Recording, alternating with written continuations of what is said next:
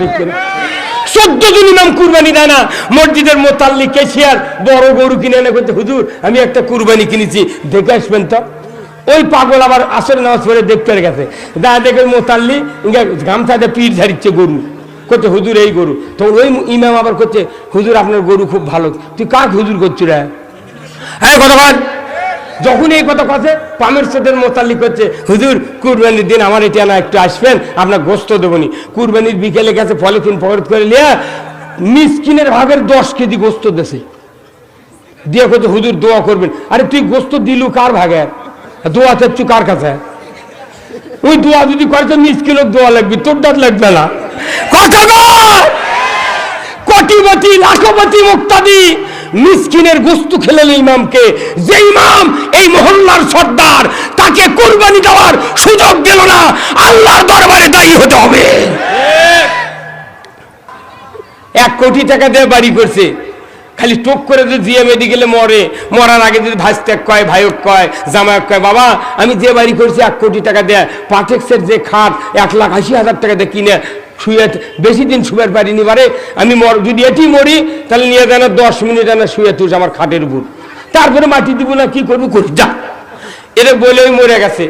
এখন অ্যাম্বুলেন্স করে বাড়ির উঠানে আনছে। ছেলে করছে, মা আব্বাই ওসিয়ত করছে 10 মিনিট এনে মরার পরে খাটত ছবি। বড় ভাই করছে, ভাবি আমার ভাই ওটি শুবের আছে।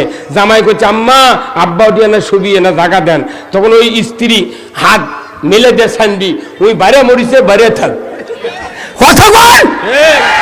বাইরে মরছে বাইরে থাক। আচ্ছা এই কথা যদি ওই স্বামী যদি শুনবার পেল হয়নি, কত কোনে কেরা স্বামী যদি শুনবার পেত যে আমার স্ত্রী এইরকম কথা বললো, তখন ওই মনে মনে বলতো, হ্যাঁ রে তোর জন্য কসমেটিক প্রতি বছর তোকে নিউ মার্কেটের থেকে কাপড় কিনে এনে দিছি, তোকে এই যে উদান মাতাকা টাউনে ঘুরি যাই রে। এই টাউনে তো আমার যখন রোজার মধ্যে, রোজার শেষে আমি কোনোদিন বগুড়া আসি না। একবার নুরুল্লাহ টুকি ঘরে খালি আমি আতর কিনতে গেছি 2 বছর আগে, মহিলার ঠেলায় ভয়ে বার হচ্ছে আমি। এই বাংলাদেশের 7 কোটি মানুষ রোজা করে আর 12 কোটি মহিলা মার্কেট করে। একজন মুত্তাকি হয় না, একজন হয় না। মসজিদের ইমামগুলি যদি বলতে, কোন মুক্তাদির স্ত্রী যদি ওই বেপর্দা ভাবে বোরকা দিয়ে পরিছে কিন্তু মুখ খুলে মার্কেটে ঘুরিচ্ছে, ই মর্দের চিপে দিয়ে ওই মর্দের কিনে দিয়ে, কতবার এইরকম স্বামীদান জুম্মত আসেন না। আপনি দায়ুস, আপনার স্ত্রী মার্কেট করবে, আপনি রোজা করে কি করবেন, নামাজ পড়ে কি করবেন, হজ করে কি করবেন, আপনি দায়ুস। আপনি মসজিদ থেকে বাইরে দাঁড়িয়ে থাকেন। তার গাল ইমাম যদি এই কথা করছে আগেই থুবে না। খাবার আছে রে, 7 কোটি মানুষ রোজা করে, 12 কোটি মহিলা মার্কেট করে।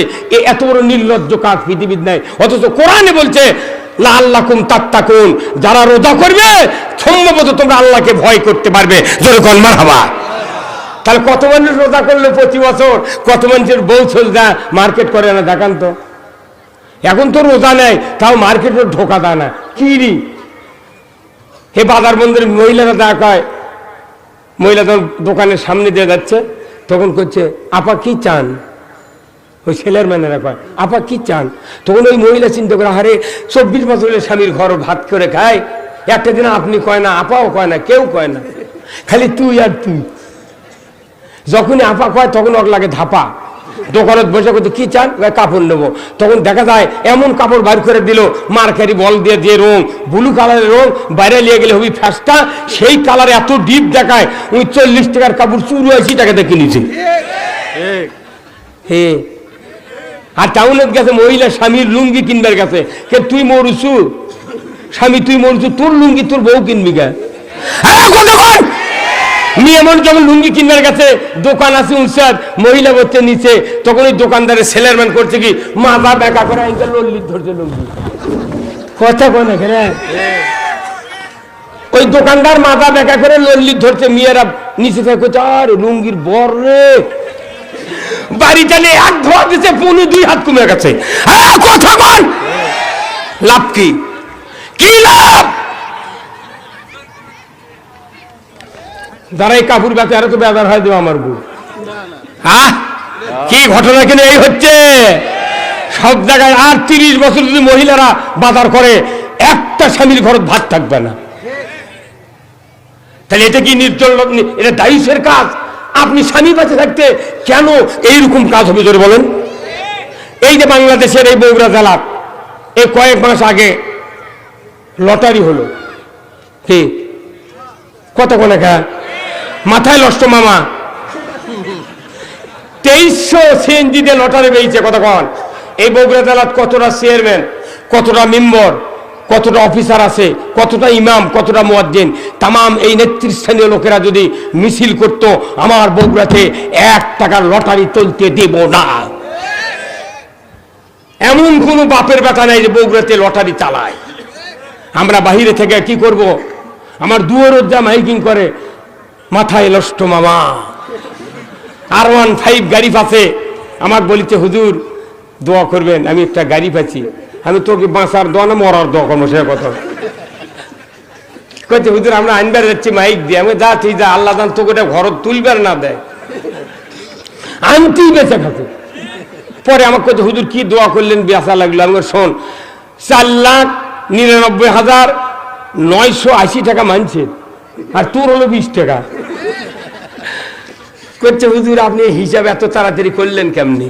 আমি জানি তো, আমরা সব জানি দেখি, কিন্তু আমাদের হাতে ক্ষমতা নাই, বিদায় এগুলো বন্ধ করতে পারি না। আমাদের হাতে ক্ষমতা থাকতো 5 মিনিটে বগুড়া পানি বানিয়ে, আর হাজার হাজার ক্ষমতা শক্তি থাকার পরও আমার জন্মভূমি বগুড়াতে মহাস্থানে গাঁদা চলে, বগুড়াতে লটারি চলে, মার্কেটে মহিলা গড়ে ধরে বলতে কিনা। মুসলিম আমি, সৈনিক আমি, আমি চির রণবীর, আল্লাহকে ছাড়া কাউকে মানি না, নারাই তাকবীর। বীর মুসলমান ধরো আল কোরআন, ফিরায়া আনো সেই হারানো সম্মান। বীর মুসলমান যে আওয়াজ শুনে ওরে মুসলমান ভয় কাঁপিত কাফির বেঈমান, দুই কন্যা হলো দৌড়ে সে হুঙ্কার কররে তোলপার, পাপে দুনিয়া ভেঙে কররে চোরমার। বীর মুসলমান ধরো আল কোরআন, ফিরায়া আনো সেই হারানো সম্মান। বীর মুসলমান আমরা বীরের জাত। কোরআন সমাজে না থাকার কারণে শিখে ইন্দুর বীরের আমাকে মাথা লাগতেছে। আরে ঢিলে লাওয়ার সেখানে পায়খানা করলে গরমের মধ্যে প্রথম ঢাল কোন দিক, শীতের মধ্যে প্রথম ঢাল কোন দিক ওই জানে না। আছে আমার দাম কি দেয় হুজুর দেখে শুনে। আমি যার বিয়ে পড়াচ্ছি তার বেটা 70,000 টাকা বেতনের চাকরি করতেছে, সরকারি চাকরি। আর আমি ওর বাপের বিয়ে পড়াচ্ছি, আমার জুম্মার বেতন হচ্ছে 6,000 টাকা। আমার ওটি এক ইমামতি করে, বেতনও বাড়ায় না, বেতন কম। তো ওই মোতাল্লির এক বেটা বিসিএস পরীক্ষা দিয়েছে, তো ওই ভাইবা দিবার গেছে আবার। তো শুক্রবার দিন মোনাজাত করে নিবি, মিলাদ করে নিবি, নেওয়ার পরে এখন দোয়া করিচ্ছে হুজুর। এখন তো গরিবের দোয়া আর ধনীর দোয়া আলাদা। গরিব দিলে গরিব মানুষ এর দোয়া অন্য টাইপের, এটা হচ্ছে আন্ডারগ্রাউন্ড দোয়া। আর দিলে ধনী মানুষ টাকা 500 দিবি, 1000 দিবি, তার দোয়া হাত তুলিছে আল্লাহুম্মা আমিন। 3-4 বার লাখ টানলো মাইকর, তখন করতে যায় এই কান দিচ্ছে, দোয়া কবুল হয়ে গেছে। আর গরিব মানুষের দোয়া আল্লাহুম্মা আমিন। কিছুক্ষণ থাকা পর বিরহমাতিকা ইয়া আরহামার রাহিমিন। এই দোয়া বাংলাদেশের 2 প্রকার, একটা আন্ডারগ্রাউন্ড, একটা ওপেন ফিল্ড। আমার ভাইরা ওই ইমাম সাহেব মোনাজাত করতেছে, আল্লাহ মোতাল্লির বেটাকে তুমি চাকরি দিও, আল্লাহ দিও, আল্লাহ দিয়ে দাও, আল্লাহ দিয়ে দাও। মোতাল্লি এইছে খুশি, বাপ আমার জন্য কান দিচ্ছে আর দোয়া করছে। একবারে লাস্টে দাও বলেছে, আল্লাহ চাকরি হোক, গায়ের মানুষ চাই, আমিও চাই, কিন্তু বেতন দান আমার সমান হয়। তখন মোতাল্লি সিংকে হাত ধরছে, এই হুজুর এই বুদ্ধি তোমাকে কে দিছে? তোমার মতো বেতন এই লেখাপড়া শিখেছি বেটা, লাখ লাখ টাকা খরচ করে বেতন তোমার লাগান হলে চলবি? তখন মোতালিক ইমাম করছে, আচ্ছা আপনি যে সেদিনকে কইলেন হুজুরা বেতন কম পায় কিন্তু বরকত বেশি, তো সেই বরকত লাগার জন্য আপনাকে ওই পরিমাণ বেতন দিবেন কইছে আল্লাহ। কি কথা একটা ইমামের পাওয়ার বাটা কোম্পানির 4,000 টাকার একটা শু নাই নাই নাই, এখনো 10,000 15,000 টাকার দামের শু আছে বাটা দোকানে বগুড়া, অথচ গরু কুরবানি দিছি 70,000 টাকা দামি, আমরা 300 টাকা দাম কয়া আমি কোথাও না 300 দেবো না, ওই যে গেছে আর ফেরে নেই না, আমার সে আমরা শুকে দিচ্ছি। একটা গরুর কাল্লা দিয়া 5 জোড়া স্যান্ডেল তৈরি হয় বাটা কোম্পানির, আর পুরো চামড়া আছে, এই চামড়া দিয়া কমপক্ষে 30 জোড়া শু হয়। 30 জোড়া শুর দাম যদি 2,000 করে হয় 60,000, 5 জোড়া স্যান্ডেল 3 5 1500, কে 61,500 টাকা এক চামড়ার জুতো বিক্রি হয়। সেই চামড়া করছে ট্যানারি খারাপ, মানে গরিব যেটি টাকা পাবি সেটি টাকা নেই, কথা বল। তাহলে ট্যানারি যদি খারাপ হয়, তোমরা আজ আমাদের জমি আবাদ করো, আমরা ট্যানারি ওটি চালাবো, দেখি তো কেনকা দাম কমে যায় দেখি তো। তার মানে ওই ধুয়া দিয়া যারা লাখপতি কোটিপতি এরা পাহাড় গড়াচ্ছে, আর যারা কাদর ভেতর জমি আবাদ করছে, হাঁস পালিচ্ছে, গরু পালিচ্ছে, যাদের জীবন রিক্সা চালে ভ্যান চালে দৈনন্দিন কষ্ট করে চালাচ্ছে, তাদের ব্যাপারে কেউ কথা বলে না। আজকে গরিবেরা টাকা পাবি চামড়া বেশি দামে বেচলে সেদিন চামড়ার দাম কমে দিয়েছে, পুঁতে থুতি চামড়া পুঁতে থুতি। হ্যাঁ কথা কন আপনারা না, এই যে কুরবানি দেন না কি এই ব্যবস্থা নাই? আসো আবার আমাকে তখন ইরি লাগে, ইরি যখন কলা পাকা হবে তখন ঢাকার থেকে বলতেছে এসো হে বৈশাখ, আসেন বৈশাখ সাহেব। আমরা রাত্রে মাহফিল থেকে বাড়িতে আসি, রাস্তার ভেতর যুবকেরা লিখতেছে নববর্ষের শুভেচ্ছা, এসো হে বৈশাখ। কেরে এসো হে রমজান বলো না, এসো হে মাঘ বলো না, এসো হে অগ্রহায়ণ বলো না, এসো হে বৈশাখ। মানে কি তুমি একটা মানুষ যদি হে কও ওই তো এমনি রাগ করে। তা আবার কি বৈশাখ মাসে বৈশাখী শাড়ি পরে ঢাক ঢোলক বাজে বাজারে বাজারে প্রতি পুরা দিন ঢোলক বাজাচ্ছে, আল্লাহর কি কাম? এই বৈশাখ তখন আল্লাহকে আল্লাহ আমার যখন এত করে ডাকিচ্ছে আমি কি আজ তোর বাড়ি যাবো না? হ্যাঁ তুমি তো যাবে, তাহলে আমি কি খালি হাতে যাব? আমার কিছু হাদিয়া দরকার। তখন আল্লাহ করছে তোমার তো যানবাহন নেই, হাতও নেই, পাও নেই, তুমি কি কি কি হাদিয়া নিবে? করছেন আমার হাত পাও লাগবে না, আপনি একটু শান্তারের কানির থেকে তুখর 200 কিলো বেগে একটা ঝুড়ির ব্যাগ দিবেন আর কিছু ফলমূল দিবেন, সাদা পাথর কাঁটা আলা। এসো হে বৈশাখ, আসেন বৈশাখ সাহেব। এরা ঢাকার থেকে বলে, কথা ঠিক কিনা? কোন বৈশাখ পালন করা যাবে না, কোন 14ই ফেব্রুয়ারি পালন করা যাবে না, কোন 31 নাইট উদযাপন করা যাবে না। এরা মুসলমানের জন্য চরিত্রহীন ব্যাপার করে বল, ঠিক কিনা? যারাই তোমরা বলো এসো হে বৈশাখ, তোমরা আসো তো, তোমরা আমাদের জমিতে ইরি লাগাও। ইরি ধান যখন কলা পাকা হয়, কৃষক যখন লক্ষ লক্ষ টাকা খরচ করে বাড়িতে ধান আনবে, ধান পাকার আগ দিয়া কলা পাকার সময় বলতিচ্ছে এসো হে বৈশাখ, তখন ঝরিয়ে আমাকে ধান পড়ে দেয়, ওর কির উপর খেপে বৈশাখ আমাকে শাস্তি দেয়। এই কথা বল, এখানে যদি উমার ফারুকের মতো নেতৃত্ব থাকতো, ডাইরেক্ট বলতো খবরদার বৈশাখ চলবে না, চলবে আল্লাহর রহমত। এই যে গত কয়েকদিন আগে, প্রায় 1-1.5 মাস আগে একটা তুফান আসলো, তার নাম হলো চিত্রাং। এটা বানান করে 5 মিনিট লাগিয়েছে আমার উচ্চারণ শিখতে। 2006 সালে সি তৈরি ফেলা আকার 1900 চিত্রাং।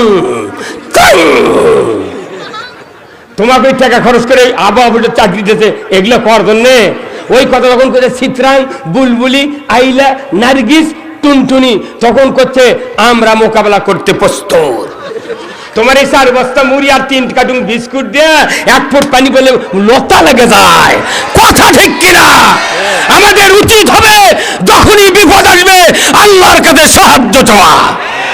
আমরা আল্লাহর সাহায্য ভুলে গেছি, এর কারণ হলো আল্লাহর কোন গুণগান পৃথিবীর জমিনে সহ্য হয় না বিদায় আজকে বাংলাদেশ নয়, তাম পৃথিবীর অবস্থায় এক।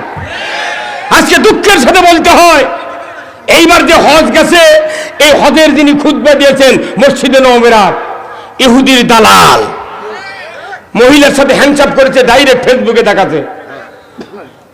দেখাচ্ছে, খ্রিস্টানের চার্চে যা দববাদ আছে এমন লোকদের খুতবা দেওয়া হয়েছে। এর কারণ কি? কাবা শরীফের ইমামতি আর কেউ করতে যাচ্ছে না। আমার কাবা, আমার মুসলমানের হৃদয়ের স্পন্দন, কলিজার মতো মহব্বত ওই কাবা বাইতুল্লাহ। এখান থেকে প্রায় 1.5 ডজন ইমামকে কারারুদ্ধ করা হয়েছে।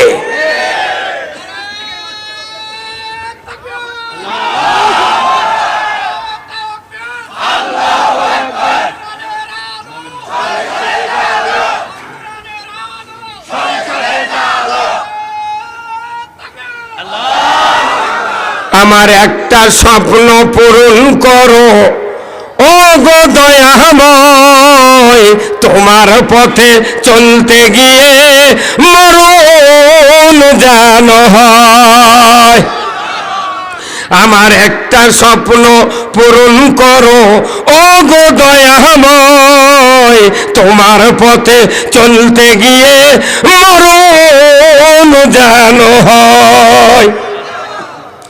আমি অটল যেন থাকতে পারি আল কোরআনের পথে, ধৈর্য নিয়ে চলতে পারি দিন কায়েমের পথে।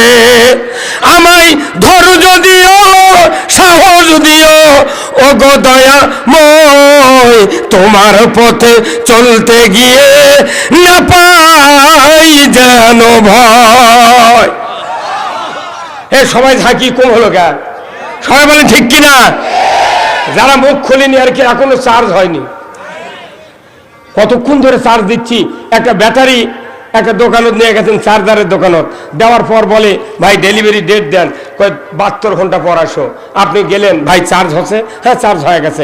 তখন ওই ব্যাটারির মালিক বলে ভাই দেখে দেন, চার্জ দেখে দেন। তখন দেখবেন ব্যাটারি দোকানদার করে কি, চার্জারের মালিক তখন একটা মোটা তার নিয়ে এই ব্যাটারির দুই দিকে দুটো বয়লা নেয়, খারাপ কাতলার মতো, তখন এই মোটা তারের এক মুড়ে এই কাতলার দেয়, আর এই মুড়ে আর এক কাতলার এইভাবে টাচ করে। তখনই ব্যাটারি বলে প্রাপ। কত করে গা ব্যাটারি নিজেই বলে আমি ফুল চার্জ। আর আমার বাংলাদেশে 2 ঘন্টা 3 ঘন্টা যদি বক্তৃতা করে মানুষ চার্জ দেওয়া হয়, তারপরও তার মানে ইমান সুখে নারকেল হয়ে গেছে। কতক্ষণ নারকেল যখন নড়ান, কানের কাছে পানি যদি বাজে ওই নারকেল ভালো, আর ডাবের পানি কোনোদিন শব্দ বাজেন? আপনি যদি মনে করেন কচি ডাবের আমি কাটতে কাটতে ফিক কামড় দিয়ে খাবো, তাহলে আপনি ডাব কাটতেছেন, আবার টেস্ট করছেন নরম হলো নাকি, কাটিচ্ছেন নরম, দেখতে দেখতে এক পর্যায়ে দেখা যায় প্রাত করে ফাটে গেছে। তখন আপনার স্ত্রী, আপনার সন্তান বলে চাব্বা মোট পানি না পড়ে গেল, তাই তো পারে 80 টাকা দাম ডাবের, কি পয়মাল। আপনি আবার তখন ওই দায়ের মাথা দিয়ে ওই পর্দা উল্টেছেন, উল্টে দেখেন সেম সেম, তাহলে পড়ে গেল কি? তার মানে কি ওই ডাবের এত চাপ ছিল আল্লাহর পক্ষ থেকে যে আমি বান্দাকে 1 তিল পরিমাণ কোপ দেবো না, বরং ওজন বাড়া দিয়ে আমি চাপ দিয়ে অতিরিক্ত পানি আমি ঢুকাই দিয়েছি। আল্লাহ ডাবের পানি দিয়ে প্রমাণ করাচ্ছেন বান্দা তুমি কাউকে ওজনের কম দেবে না। এই যে তেলের পাম্পওয়ালারা, গ্যাস পাম্পওয়ালারা কি বেচিচ্ছে দা দেখতেন, খালি নল ঢুকে দিয়ে ইনকার থাকি মারলা, ভাই 719 টাকা দেন। কয় লিটার গেল মা বুঝছো? আর আমি তেল কিনবার লাগে কই, আমাকে ট্যাঙ্কি আগে 10 লিটারে ভরে দাও, তারপর আমি গাড়ির ঢালবো। ঠিক কর্নিকা বলে কি সব্যনাশ হচ্ছে জানেন আপনি? এগুলা ধরবে না। 2 টাকার আলু প্রসেস করে, পটেটো চিপস 2 টাকার আলু প্রসেস করে 10 টাকা দাম। নাতি বলতেছে দাদি আমি একটু আলু চিপস খাবো, 10 টাকাতে কিনে নিয়ে মেয়ে মানুষটা এনে ছেড়ে না, মানে জিনিসের থেকে প্যাকেট শক্তিশালী। পরে কামড় দিয়ে যখন কানা হচ্ছে, আঙ্গুল ঢুকে দিয়ে সিরে নাতি কোথায়, নাতি তুমি লাও 1 খামচা লাও। 1 খামচা নিছে, দাদি মনে করছে আরো হাফ কেজি আছে, বাড়ির যা দেখে 4 চাকা। কথা বল, ফেয়ার অ্যান্ড লাভলি 36 টাকা দাম, অর্ধেক বাতাস অর্ধেক শুনু। পেপসোডিন টুথপেস্ট, পেপসোডিন যখন নতুন কিনবেন 130 টাকা দেয়া, মুখ খুলে যখন বার করার জন্য চাপ দিবেন, পাট করে গুলি বার হয়ে যায়। ওগুলার কেউ ধরবে না, ধরবি খালি দেখো হুজুর কি বলে, কি বলে। কে দেশ চালাবি চালান, আমার আপত্তি নাই, কিন্তু কোরআনের পক্ষে আমি কথা বলবো। যদি বল ঠিক কিনা? কোরআন আল্লাহর বান্দার উপর নাজির করা হয়েছে। কোরআন বিজয়ের জন্য যারা চেষ্টা করবে কিয়ামতের দিন তারা আল্লাহর জান্নাতে যাবে। ধরে বল ঠিক কিনা? কারা কারা কোরআন বিজয়ের পক্ষে তো হাত তুলে দেখান। হ্যাঁ মুরব্বী হাত তোলেন না আপনি? হ্যাঁ মুরব্বী হাত তোলেন না আপনি? কি কথা এখনো চার্জ হয়নি? লিল্লাহে তাকবীর, লিল্লাহে তাকবীর। আল কোরআনের আলো, আল কোরআনের আলো। নামান আল্লাহ হাত কবুল করুক। আল্লাহ রসুল এইভাবে বক্তৃতা দিয়েছেন, কিন্তু দুঃখের বিষয় আমার দেশে অনেক মাদ্রাসা আছে, অনেক বক্তা আছে, অনেক ইমাম আছে, কিন্তু পরে ঠিক বলতে গিয়ে ক্যাপাসিটি করে। ঘুঙ্গুর দিয়ে জুম্মার যখন ইমাম ঢোকে মনে হচ্ছে জিবরাইল ঢুকিচ্ছে। হুজুর আসসালামু আলাইকুম, কেমন আছেন? ইনশাআল্লাহ। মানে জিবরাইল ঢুকিচ্ছে না।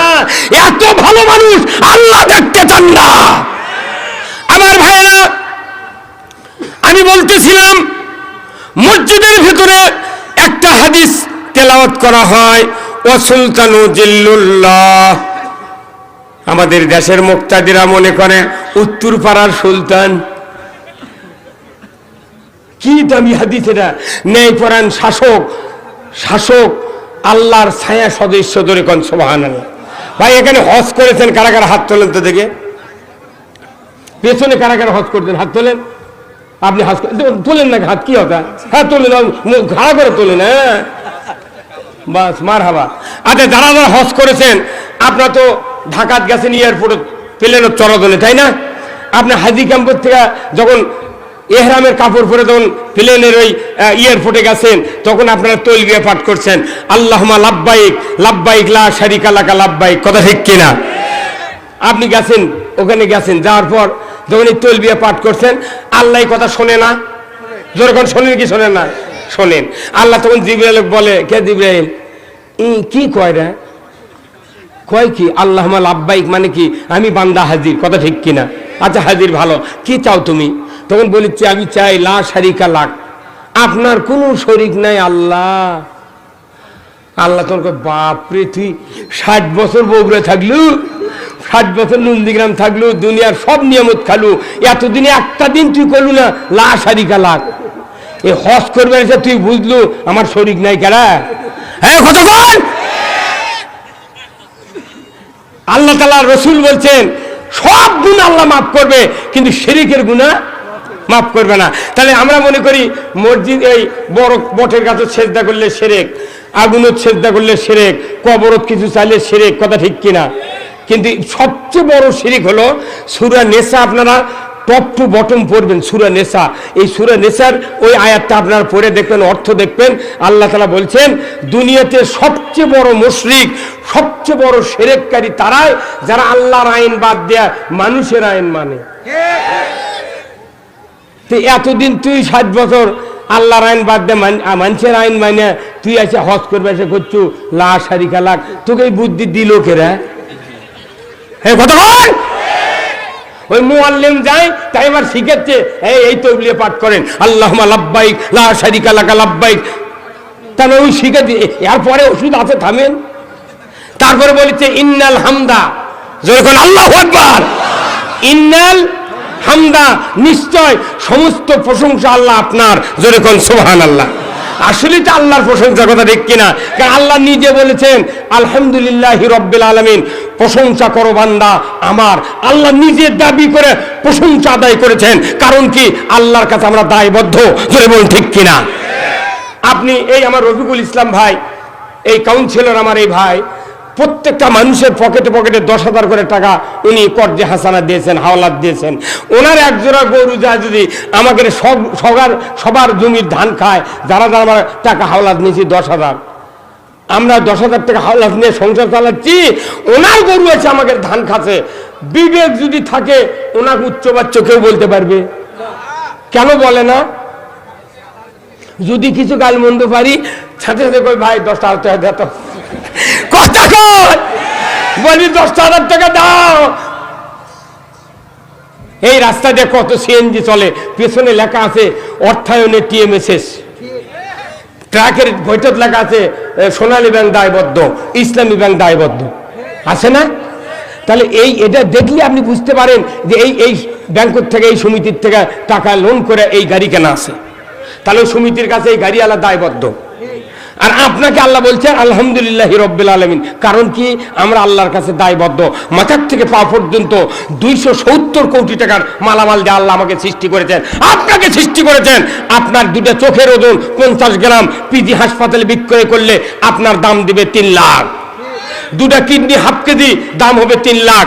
মানুষের কানের ভিতরে 2টা গোস্তের টুকরো আছে, 4,500 কোটি সেল আছে কানের গোস্তের ভেতরে, কোনো কারেন্টের তার নাই, কিচ্ছু নাই। আল্লাহ হুকুম দিয়ে এমন ভাবে ম্যাজিক সেট করে দিয়েছে, একই টাইমে 7 জন মানুষ যদি আপনাকে ডাক দেয়, বাবা মা দাদা দাদি নানা নানি এবং খালা, আপনি একই টাইমে 7 জনের গলার আওয়াজ একই টাইমে বুঝতে পারবেন।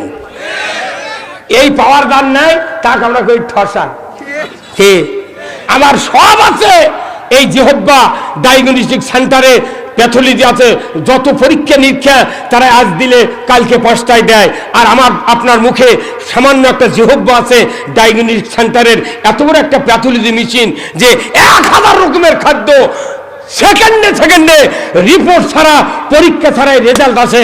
তুমি কাগজি লেবু খাচ্ছ, তুমি কমলা, তুমি খেজুর, টমেটো, করলা, বেগুন, ক্ষীর, সিমাই, চিনি। এই জিহ্বার দেশে কি আল্লাহর সাথে বিরোধিতা করার জন্য? বাটাম ফাটাবি, বাটাম ফাটাবে কে? কে ফাটাবে?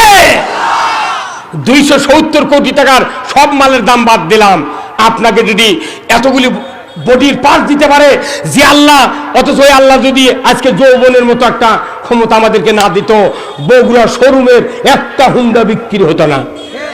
বকত গামছা দিয়ে আকবরিয়া হোটেলের বিরিয়ানি পাক করলেন ইঙ্গে করে। হাসির খোরাক নয় যে আল্লাহ এতগুলি নিয়ামত দিয়েছেন। আপনি 10,000 টাকা ধান নিয়েছেন, বিদায় তা কিছু কর না, আর কোটি কোটি টাকা আপনাকে ফিরে দিছে, বান্দা তুমি দিনে 5টা কিস্তি দিবে, আমি আল্লাহ তোমার মৃত্যুর আগে সব দেনা পাওনা শোধ করে দেব। আপনি 5 ওয়াক্ত নামাজ মসজিদে পড়েন না, 5 ওয়াক্ত নামাজ আল্লাহর হুকুম মানেন না। আপনি ঈদের দিন যে মোশন ধরে যান, বগুড়ার মরসুস পায়জামার শার্ট হাইরে পাঞ্জাবি রে, এতই পাঞ্জাবি বিক্রি ঈদের আগে, পাঞ্জাবি দিয়ে লাভ হবে না। আপনার যদি ঈমান না থাকে, নামাজ না থাকে, রাসূলের আদর্শ না থাকে, ওই বুকে এমব্রয়ডারি করা পাঞ্জাবি আমাকে বাঁচাতে পারবে না। আমি বহু জায়গায় মাহফিলে যাই, আমাকে দেখে, আমি একটু ছোট মানুষ, দেখতে শুনতেও ভালো নয়, বহু লোকে দেখে আমাকে বয় যে ভাই প্রধান বক্তা আসছে। আমি বলো আচারিত কথা, আচারিত কথা, তো কখন তাকে একটু দেখবো। আমি বলো তুমি যা সবাদ বসো, যখন সময় হবে তুমি দেখতে পাবে। পরে আমি যখন ঘুরে বসি, তোর কাছে এই মানুষ। গত রাত্রে আমি বেগম রোকেয়ার নাম শুনেছেন? পায়রাবন গ্রামে গত রাত্রে আমি মাহফিল করছি, রংপুর মিঠাপুকুর থানার পায়রাবন গ্রাম, ওই বেগম রোকেয়ার জন্মস্থানের গ্রামত। মনে করে ইনকে 4 প্যান্ডেল ভরে গেছিল, এত শীত, তারপরও মহিলা হয়েছে 60,000। আর বগুড়া আমার জন্মভূমি, উনিকে মনে করছে দামো ওই যুক্তিবাদী লুন্ডিয়াম থেকে আবার কি কবি, তাই তুরি নাই শুনবো, আমি শুনে দেবো হয়তো।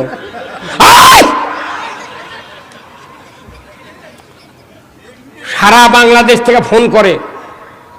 গতকাল কি ঢাকা, গাজীপুর, কাপাসিয়া থেকে ফোন দিয়েছে আমাকে, করছে হুজুর এমন না, ওখান থেকে ফ্যাক্টরির ম্যাচ সব কিছু এই গই গ্রামত আসে, জেলায় জেলায় আসে, আমাকে আবার এর থেকে আপনি আমদানি করবেন, বক্তৃতা শুনে পারবেন তো? কোথাকে শুনে পারবো মানে ফাটিয়ে দিয়ে থুয়ে চলে যাবেন। আমি ঢাকা 4 নম্বর গাজীপুর মাহফিল করে বলছি, যত বাংলাদেশের চাল আছে কিয়ামতের দিন অর্ধেক টাকা ফেরত দেওয়া লাগবে। 5 জন বলছে 5 কাপ চাষ আছে, তুই হাফ কাপ দিলু গা। ওগুলা কেউ কম ধরিচ্ছে না, খালি যত ধরিচ্ছে হুজুর, কোলো কে বললো কে, মরিয়া দেখতে। ওই জন্য আমি আমার এলাকাত বলছি, যতই যা করো গালাও প্রকাশ্যে, জানাজা করার তোমার কেউ নাই, একটা লোক নাই জানাজা করার। রসুল বলছেন একটা পিতা মাতার জানাজা যদি তার আপন সন্তান যদি নিজে ইমামতি করতে পারে, আর চোখের পানি যদি এক ফোঁটা যায় না আমাদের মুসল্লায় দাঁড়ে আল্লাহর দরবারে দোয়া করতে পারে, রব্বির হামহুমা কামা রব্বায়ানি সগীরা, রসুল বলেছেন ওই খাটনির উপরে পিতা মাতার তামাম জীবনের গুনাহ আল্লাহ মাফ করে দেয়। আমার রসুল বলছেন একজন হাফেজে কোরআন যদি কেউ তৈরি করতে পারো কোন সন্তানকে, সে যদি মৃত্যুর পর বাবার দাফনের পর থেকে মায়ের দাফনের পর থেকে একটা সন্তান যদি সূরা ইয়াসিন 41 দিন কবরের পাশে দাঁড়িয়ে যদি পড়তে পারে, আমার রসুল বলছেন ওই পিতামাতার কবরে আযাব কিয়ামত পর্যন্ত মাফ।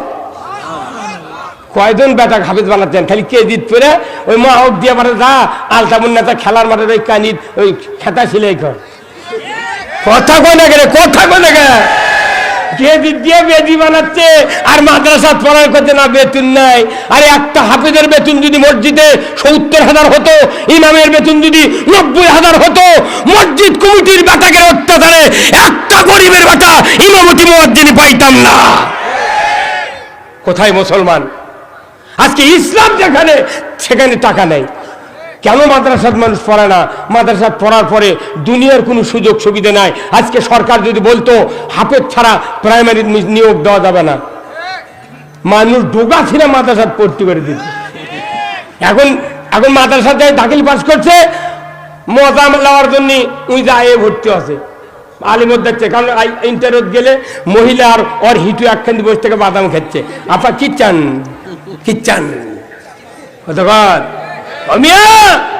এমন কৌশলে শিক্ষা ব্যবস্থা চালু করা হয়েছে। আমার রসুল বলছেন কোরআন শরীফে 2200 আয়াত আছে শিক্ষা ডিপার্টমেন্টের জন্য।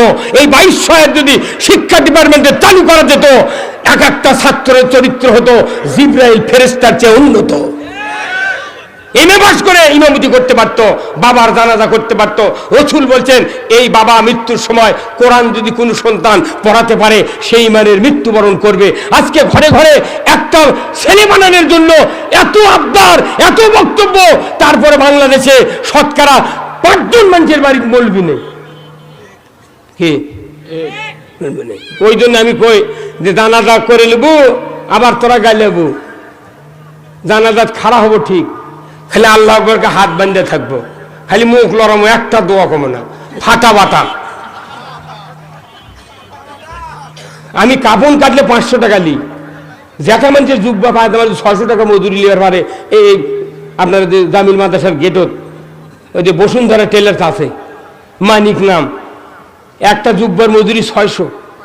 আর তুই 20 বিঘা জমি 20 লাখ টাকা ব্যাংক করতে মরে গেছো, তোর কাপন কেসো আমি ফ্রি কাটবো। জ্যাঠামার যদি 600 লাগে, তুই তো সব থেকে মরে গেল, তোর লাগবে 1200।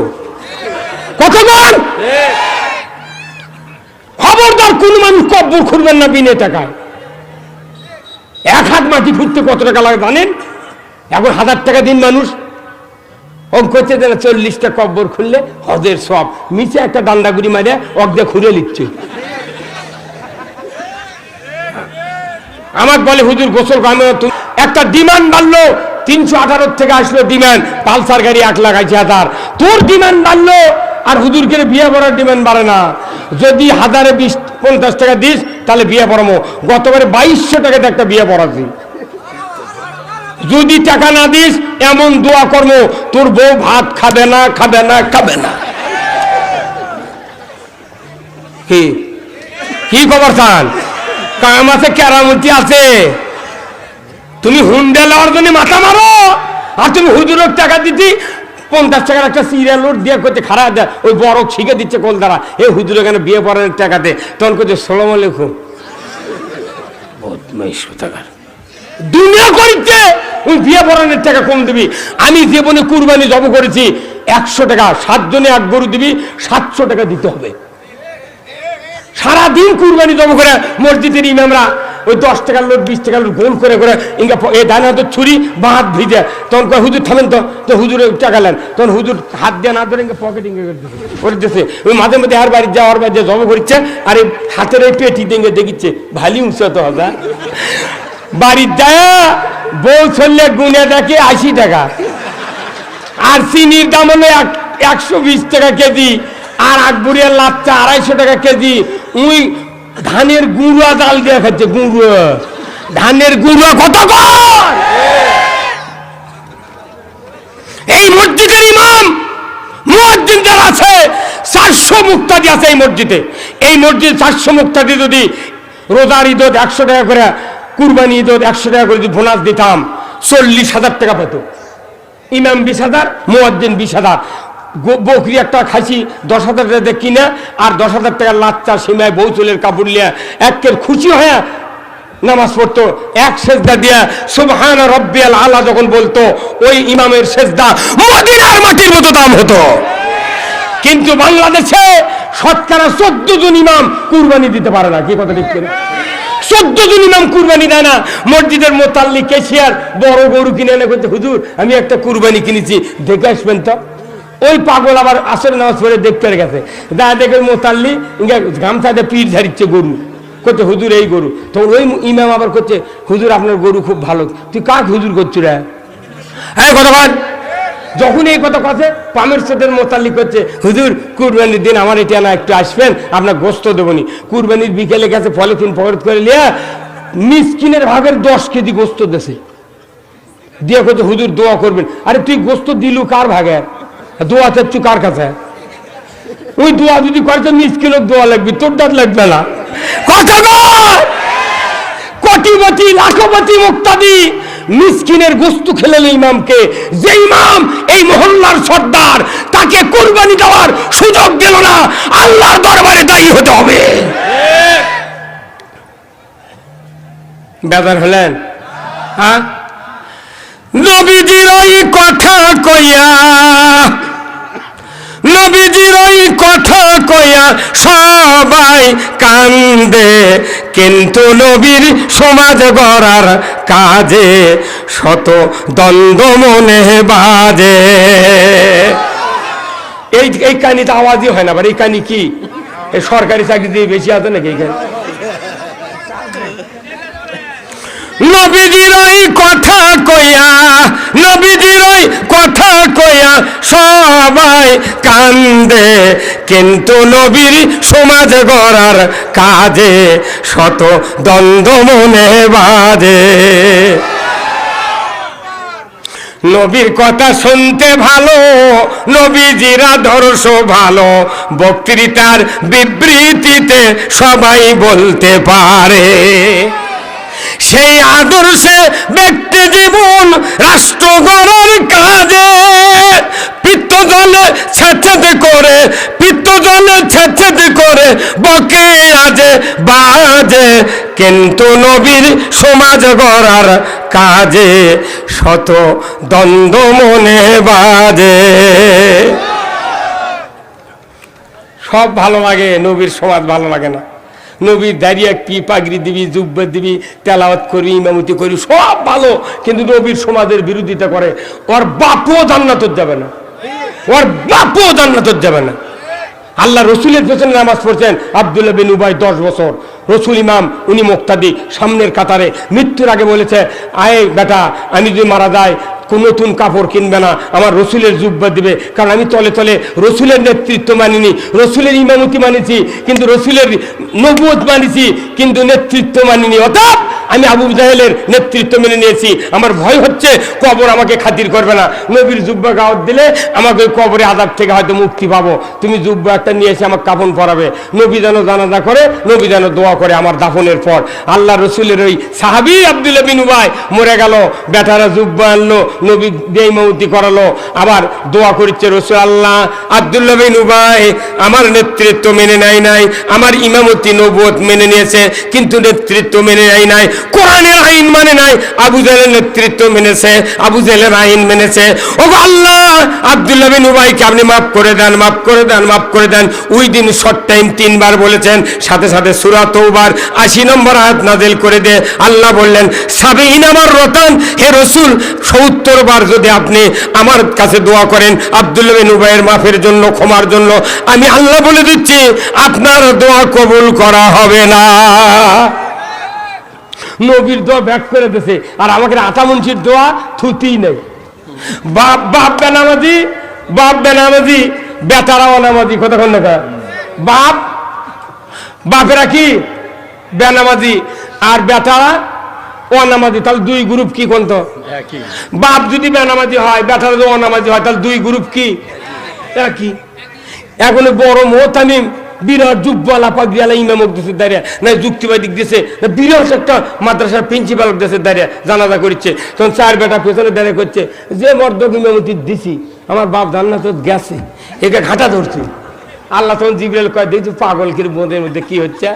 আরে নবীর দোয়া কবুল করিনি রে, আর তোর এটা তো আটা মুন্সি কথা বল। নবীর দোয়া ব্যাক করে দিতে বুঝতে হবে, নবীর দোয়া যখন উইটের হয়ে যায় দুনিয়ার কোন মানুষের দোয়া আর গ্রান্ট হবে না। কথা ঠিক কিনা? তাহলে আমরা রসুলের আদর্শ মানবো। আমি আর একটা কথা বলে আমি আপনাদের কাছ থেকে বিদায় নেব। কোরআন শরীফে যতগুলো আয়াত আছে এর ভিতরে একটা আয়াত হলো জান্নাতে যাওয়ার ফর্মুলা। জোরে কোন আল্লাহু আকবার। কোথায় যাওয়ার ফর্মুলা? জান্নাতে যাওয়ার। আচ্ছা বলুন তো, যারা আমরা হাই স্কুল কলেজে পড়েছি, মাদ্রাসায় পড়েছি, অবশ্যই অঙ্ক আছে দুটা, একটা পাটিগণিত, একটা বীজগণিত, আছে না? বীজগণিত যিনি করতে চান তাকে ফর্মুলা জানতে হবে a+b²। কি কথা ঠিক কিনা? এই ফর্মুলা জানলে অঙ্ক রেজাল্ট মিলবে। কেউ যদি পাটিগণিতের অঙ্ক করতে চায় তাকে নামতা পড়তে হবে 1 × 1 2 × 2 4 × 2 8 5 4 5 20 6 4 36 7 7 49 28 64 9 9 81 10 10 100। তাই পাটিগণিতের রেজাল্ট মিলবে। আমার আল্লাহ বলছেন এটা হলো বীজগণিতের সূত্র, এটা হলো পাটিগণিতের সূত্র। আর জান্নাতে যাওয়ার ফর্মুলা হলো আল্লাহ কোরআনে একটা আয়াত বলেছেন, কুল ইন কুনতুম তুহিব্বুনাল্লাহ ফাত্তাবিউনি ইউহিব্বুকুমুল্লাহ ওয়া ইয়াগফির লাকুম যুনুবাকুম আল্লাহু গফুরুর রহিম। আমার আল্লাহ বলেছেন, আর পৃথিবীর মানুষেরা তোমাদেরকে আমি আগে বলি নাই, আমি বলেছি রসুলকে, হে রসুল আপনি বলে দিন আপনার উম্মতেরা যদি আমি আল্লাহ আমাকে ভালোবাসতে চায় তাহলে ফাত্তাবিউনি, আপনার যেন অনুসরণ করে। আপনার অনুসরণের মাধ্যমে আমি আল্লাহ আমাকে যদি ভালোবাসে, আমি রব্বুল আলামিন ইউহিব্বুকুমুল্লাহ, আমিও তাদেরকে ভালোবাসবো। শুধু ভালোবেসেই ক্ষান্ত হব না, আমি রব্বুল আলামিন ইয়াগফির লাকুম যুনুবাকুম, আমি রব্বুল আলামিন তোমাদের জীবনের সকল গুনাহ মাফ করে দেব। কারো যদি গুনাহ মাফ হয়, কারো যদি আল্লাহকে ভালোবাসা নসিব হয়, কেউ যদি আল্লাহকে ভালোবাসে, ওই ব্যক্তি কোথায় যাবে বলুন তো? জান্নাতে। তাহলে এটা হলো জান্নাতে যাওয়ার ফর্মুলা। আমি যা করব, লাকাদ কানা লাকুম ফি রাসূলিল্লাহি উসওয়াতুন হাসানা লিমান কানা ইয়ারজুল্লাহ ওয়াল ইয়াউমিল আখিরা। তুমি যদি আখিরাতের আযাব থেকে বাঁচতে চাও, রাসূলের আদর্শকে উত্তম নমুনা হিসেবে গ্রহণ করো। তুমি চেয়ারম্যান হবে, রাসূলের থেকে শিখতে হবে। তুমি মেয়র হবে, শিখতে হবে। বাবা হবে, শিখতে হবে রাসূলের কাছ থেকে। স্বামী হবে, শিখতে হবে। নানা হবে, শিখতে হবে। তুমি যদি দুনিয়ার কোনো মসজিদের ইমাম হও, শিখতে হবে রাসূলের কাছ থেকে। তুমি যদি সেনাপ্রধান হও, শিখতে হবে রাসূলের কাছ থেকে। তুমি যদি রাষ্ট্রপ্রধান হও, শিখতে হবে রাসূলের কাছ থেকে। জোরে বলুন ঠিক কিনা? আমার ভাইরা, আমি আপনাদেরকে এতক্ষণ ধরে যে কথাগুলি বলেছি, আমি আপনাদের কাছে দোয়া চাই। আপনারা আমার জন্য দোয়া করবেন। আমি এই আপনাদেরকে খুব তাড়াহুড়া করে বললাম, মশহুর ভাই আমাকে শর্ট টাইমে দাওয়াতটা কোনো আমি দিয়েছিলাম, কিন্তু মাগরিব থেকে এশা পর্যন্ত, সেটা আবার পাল্টে এশার থেকে আমাকে 9টা পর্যন্ত, এখন মনে করেন প্রায় 9:45 বেজে গেছে। বুঝতে পারছেন? আমি আপনাদের কাছ থেকে বিদায় নিচ্ছি। আল্লাহ যদি বেঁচে রাখে আগামী বছর আমি আপনাদেরকে একটা ফুল ডেট দিয়ে দেবো, কোনো টেনশন নাই। 2 ঘন্টা 2.5 ঘন্টা বক্তৃতা দেবো, মাথা ধলাই হয়ে যাবে। আমি কোনো সরকারের বিরুদ্ধে বক্তৃতা দিই না। অনেক মানুষ বিভিন্ন চাপা মারে, আমি কোনো কথা সরকারের বিরুদ্ধে বলেছি ভাই কন্ত? বরঞ্চ ওবায়দুল কাদেরকে আল্লাহ বাঁচা থুতে, যদি বাঁচা না থুতেন এইরকম একটা রাস্তা আমরা পেতাম না।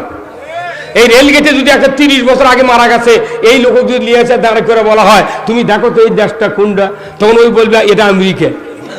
এক একটা পিলার তুলিছে, একটা গ্রামের 20টা বাড়ি ছাদ ঢালাই হই।